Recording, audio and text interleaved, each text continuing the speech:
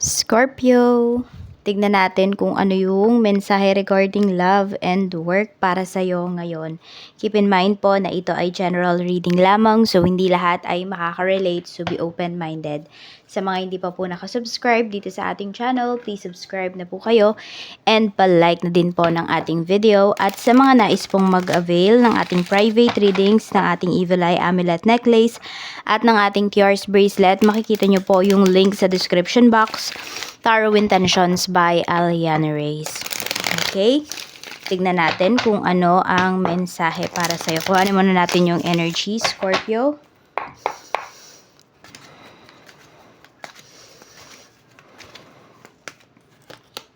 We have 6 of Pentacles. Ayan po. Umuwi ka ba dito na madami ka laging dala, madami kang pasalubong. So, pwedeng galante ka ngayon. Galante yung mga tao sa paligid mo. Pwede rin. Ayan po. Very generous yung mga tao sa paligid mo. And even ikaw, pwedeng ikaw to. Kung ikaw yung mga may laging dala dito, laging may uwi. Tignan naman natin yung energy sa paligid mo. Or the other person. Energy po ng the other person. We have Page of Wands. Okay. Meron naman dito parang tinatamad. Could be your other person. Ayan po, tinatamad siya. Parang wala ba siyang purpose sa life ngayon. Yun yung parang sinasabi niya dito. Yun yung nararamdaman niya.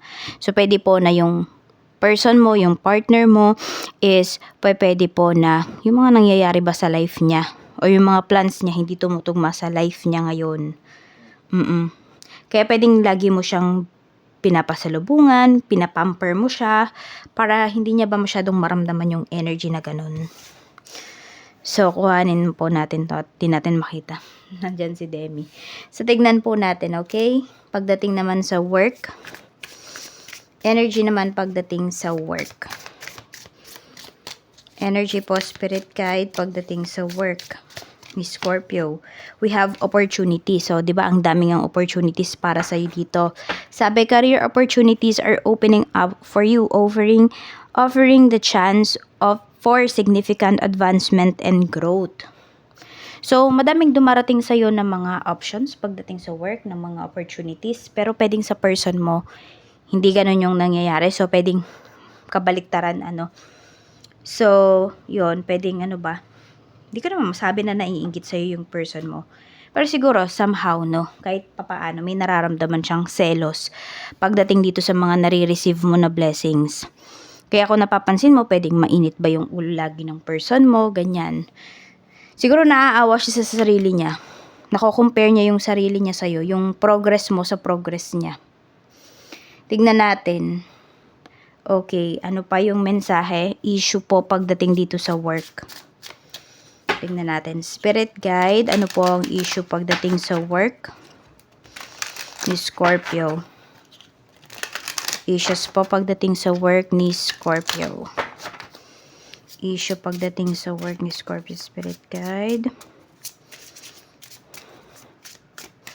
Meron tayo ditong house.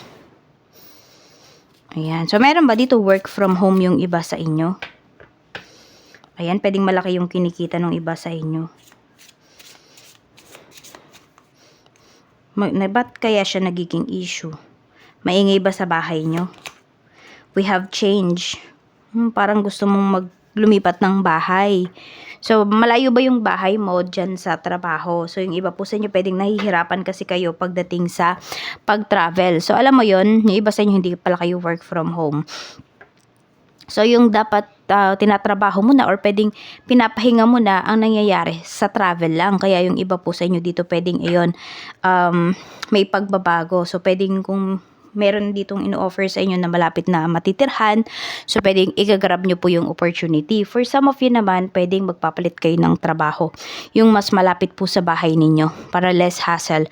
At saka yun nga po, yung travel, magiging pahinga nyo na siya. Or pwede rin naman baka ayan ino-offeran kayo or may offer dyan sa trabaho ninyo, sa current job ninyo nang pwede kayong mag-work from home. So, pwedeng i-grab nyo po yung opportunity.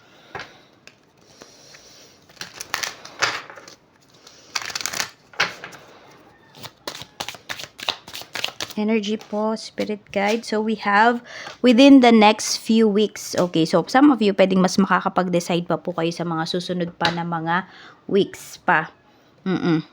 So, parang wala pa kayong final decision dito.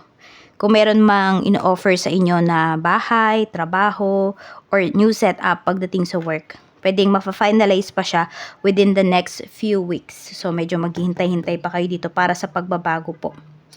Tignan natin ano ba yung opportunity na pwedeng dumating sa'yo pagdating sa work. Ano yung opportunity na pwedeng dumating para sa'yo pagdating sa trabaho.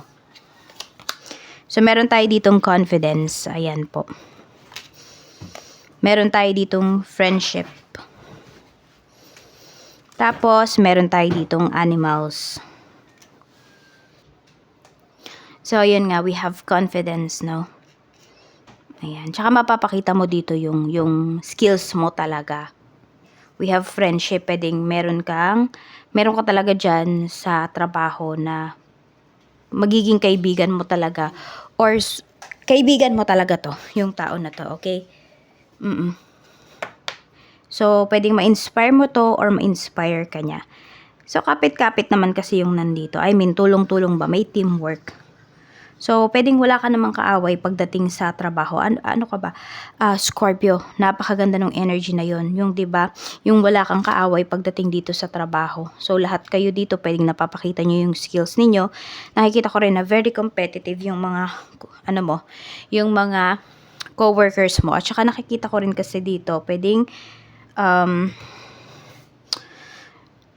paano ko ba yun sasabihin? I don't know kung vigilant ka ba or vigilant kayo sa isa't isa. Nag-iingat ba? Ganon. Siguro nandun yung friend kayo pero nag-iingat pa rin. Oo, maiingat yung mga co-workers mo even sa mga sinasabi nila sa'yo. So, tignan natin kung ano pa yung mensahe pagdating naman sa love life mo. Okay, tignan natin yung energy pagdating sa love life. Spirit guide, kamusta naman po ang energy pagdating sa love life? Sa love life naman po, kamusta po ang energy? We have adventure. So, ano to? Fear of failure or the unknown may be keeping you from taking risks and experiencing new opportunities. Ayan po, wala na ba kayo halos time ng person mo? Yung iba sa inyo, nakafocus na lang pa talaga kayo, Scorpio, pagdating sa work.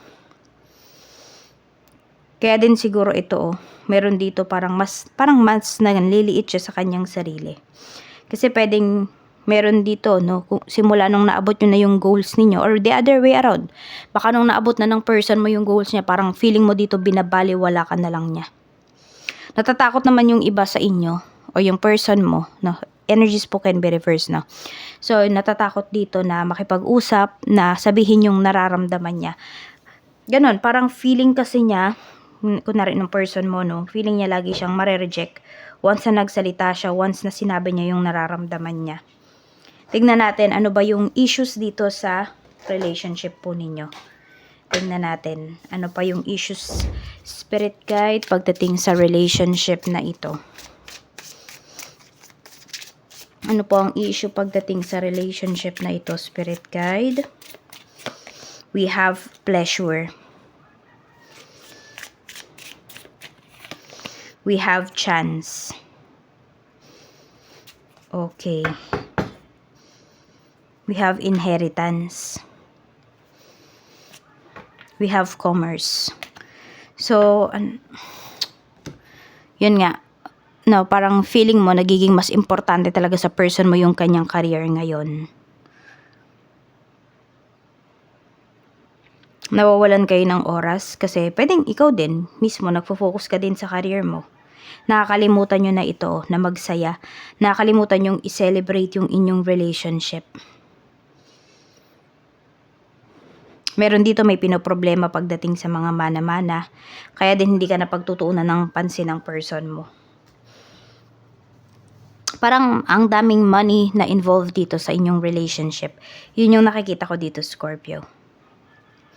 I mean, hindi to yung pineperahan kayo or whatsoever. Kung hindi po, pwede na more on, ayun, pera. Pagdating sa career, yung kikitain ba, ganyan po. Yung mamanahin, parang yun yung mas tinitignan kasi.